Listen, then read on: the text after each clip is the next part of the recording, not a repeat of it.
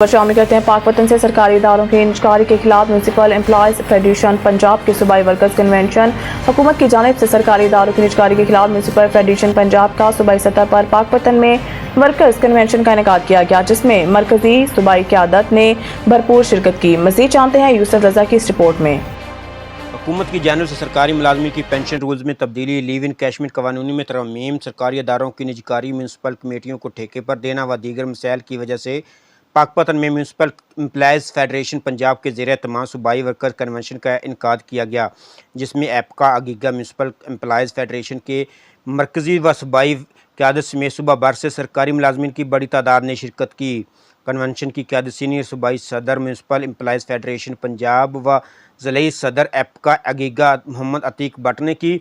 इस मौका पर सरकारी मुलाजमीन की आला क़यादत ने कहा कि हम सरकारी अदारों की निजकारी और सरकारी मुलाजमीन की इस्तेसाल करने वाले किसी भी हुकूमती फ़ैसले को नहीं मानते और हुकूमत को 3 दिन की डेड लाइन देते हैं कि अगर हुकूमत ने अपने फ़ैसलों पर नज़रसानी ना की तो सूबे भर में एहतजाज करेंगे।